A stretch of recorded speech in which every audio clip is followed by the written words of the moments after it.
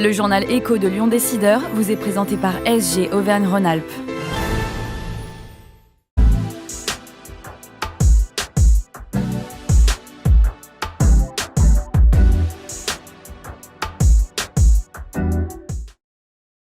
Bonjour et merci d'être fidèle au journal Écho de Lyon Décideur. Lyon joue les pionniers en matière d'accélérateur sport business avec le PAC porté par le Loup Rugby, le Village by CA et GL Events.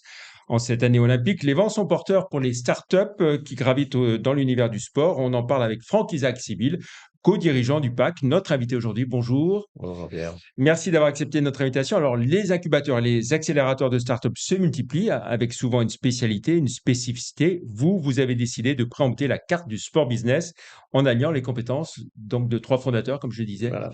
Évidemment, le PAC est né de la volonté, à la fois de la volonté de deux dirigeants, Olivier Ginon, fondateur de GL Events, et Raphaël Appert, dirigeant du Crédit Agricole, et la conjonction du Matmut Stadium à Gerland, où effectivement on avait des bureaux disponibles, et on a installé le PAC dans les jardins du Loup, qui sont à côté du stade, effectivement il y a 2 ans, au moment du Covid. Donc il fallait y aller, comme on dit. Et ça a fort bien démarré, puisqu'on est à la 4e promotion. Voilà. Alors, il y a le sport comme dénominateur commun et puis aussi la carte de l'innovation. Qui dit start-up dit innovation. Exactement, parce qu'effectivement, au-delà de la volonté de ces deux dirigeants, il y avait le fait aussi que le Loup ayant déménagé 2 fois de stade en 10 ans, on avait expérimenté, découvert l'importance de l'innovation et notamment l'innovation digitale pour, comme on dit, maîtriser économiquement l'alias sportif. Et ça avait été l'occasion pour le Loup de discuter, d'accompagner un certain nombre de startups qui nous ont Mm. accompagnés dans le développement et du chiffre d'affaires et du club. Et puis, il y a aussi une filière sport incarnée par GL Events, évidemment, et son président impliqué dans cette filière depuis l'initiative d'Emmanuel Macron, alors ministre des Finances. C'était en Exactement. 2016, la filière sport. La filière économique du sport, effectivement, c'est une des choses qui fait le succès du PAC.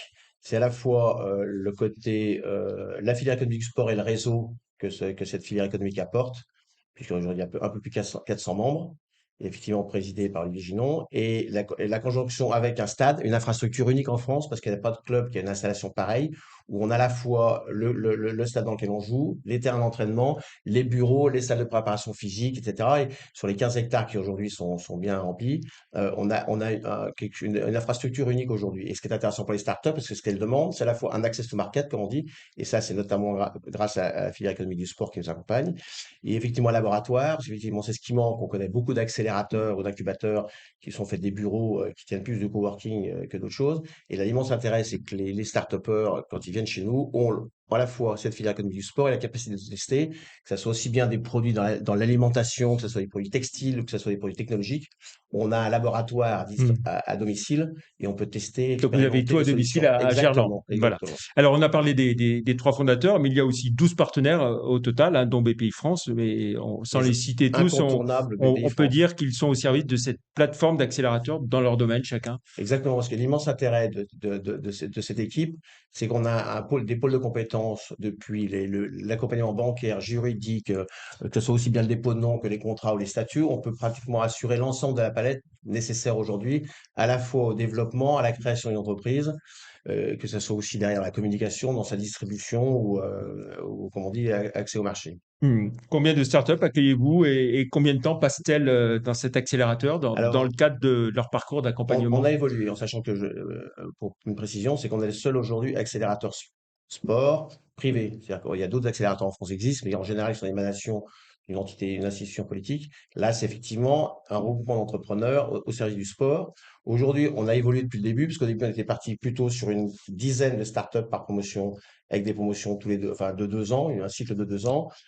On a évolué puisque maintenant c'est 18 mois, on en prend moins pour les accompagner et mieux et plus.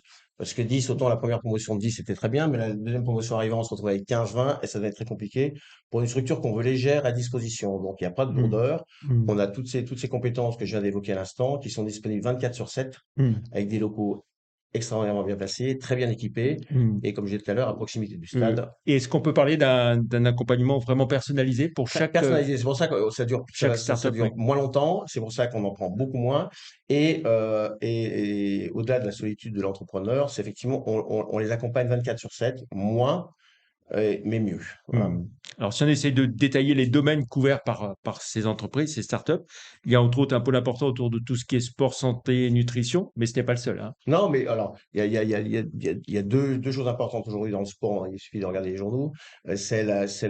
L'activité sportive dans l'entreprise comme dans le quotidien de tout un chacun, et le sport business, qui aujourd'hui est un univers compliqué et qui se complexifie même, et qu'aujourd'hui, une grande partie de nos startups sont quand même sur la digitalisation. C'est comme toujours pareil, recruter, accélérer, conserver des fans, des partenaires, enfin, c'est faciliter le mieux possible l'activité économique en essayant de maîtriser l'aléa sportif.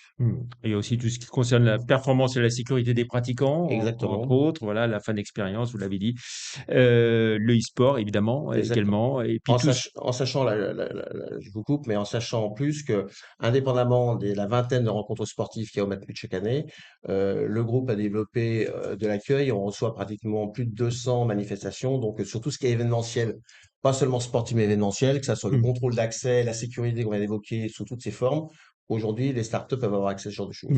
Alors, le mot Pâques n'est pas choisi au hasard, évidemment, hein, c'est la volonté de jouer collectif, d'être ensemble, de partager des expériences. Exactement. C'est à la fois un jeu de mots, mais vous l'avez compris, mais ça, c'est aussi le fait que le chef d'entreprise est souvent seul. Effectivement, on a vu arriver des startups, d'un entrepreneur solitaire qu'on a accompagné, qui a développé, qui a embauché 2 ou 3 collaborateurs, que ce soit à temps fixe ou en alternance ou des choses comme ça. Mais effectivement, c'est le fait de les accompagner, c'est le fait aussi d'enrichir leur réflexion et leur action, à la fois, j'allais dire, par frottement et capillarité. Effectivement, quand on a une quinzaine de jeunes toute la journée qui échangent, que ce soit autour de la machine à café, à table à midi, mais aussi devant leurs ordinateurs ou sur le stade, comme je viens de l'évoquer, ça crée une émulation d'abord, et en plus, il y a souvent des rencontres qui se font dans des univers très différents, mais qui finissent par trouver un point de contact et faire des choses ensemble. Alors, après le passage dans le Pâques, hein, les startups volent de leurs propres ailes. Volent de leurs propres ailes, exactement. Donc on les accompagne, mais et toujours dans l'esprit que j'évoquais, elles partent au bout de 18 mois. En fait, la première promo est partie là, et on continue à les suivre. Mmh. On a monté un groupe d'alumni qui permet de rester en contact avec eux.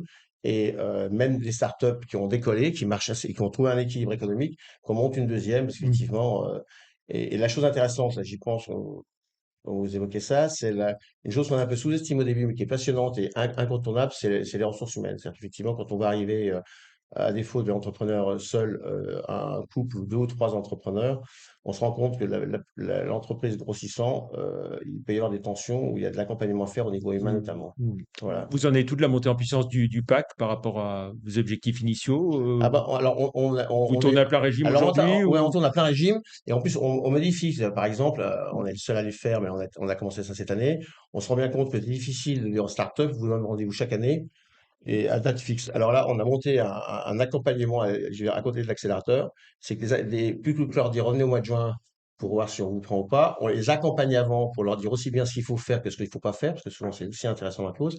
Et on vous dit, on s'arrêtera au bus quand vous serez mûr. Et là, il y en a deux ou Mmh. trois qu'on pré-accompagne, j'allais dire, et qu'on récupérera à l'accélérateur au mois de juin, Mmh. quand on fera notre examen et les accueille ou pas. Mmh. Vous avez un peu répondu à la question déjà, mais existe-t-il d'autres accélérateurs, alors privés, non, mais comparables en France et dans d'autres pays en Europe ou à Alors, l'étranger? en France, les pays anglo-saxons, la structure du sport est un peu différente, où il y a des académies, des choses comme ça. En France, il y a deux autres accélérateurs. Il y avait le Tremplin, qui était un des premiers en France, qui était l'émanation de Paris Co, qui avait été monté par la maire Hidalgo. Mmh.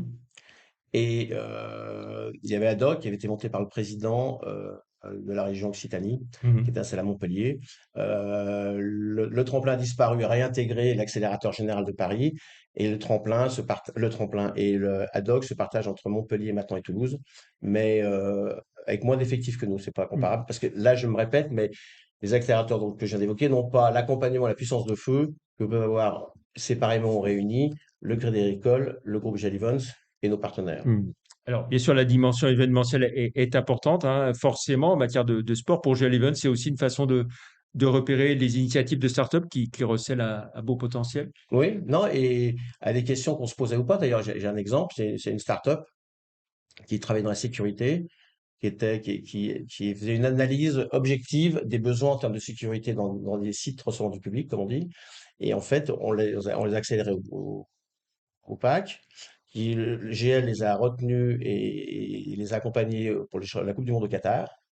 Et on continue à les utiliser, les différentes manifestations que le groupe développe. Hmm. Donc c'est un exemple très précis. Alors effectivement, il y a GL, mais le Crédit Agricole aussi.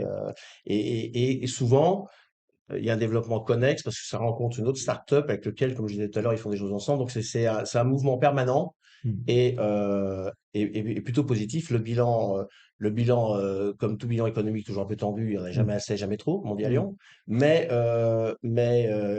On est dans les clous et on continue à grandir. Les promotions s'additionnent. Oui. Non, et ça fonctionne très très bien. En ayant une installation, je le dis, Et il y en a beaucoup qui frappent à votre porte pour les alors oui, promotions il y en a suivantes beaucoup, il y ou... en a beaucoup. Au début, on voulait prendre que des entreprises lyonnaises, mais là, par exemple, on a des startups qu'on accompagne dans de l'optimisation de l'acquisition par l'œil et la restitution derrière, qui est installée, qui est en Espagne. Et donc la personne vient une fois par mois à Lyon et on échange toutes les semaines par Teams ou par téléphone si nécessaire. Très bien. Merci beaucoup, Franck Isaac Sibyl, co-dirigeant donc, du PAC, d'être venu sur le plateau du Journal Écho. Bonne fin de semaine et à vendredi prochain pour une autre émission. Merci, au revoir.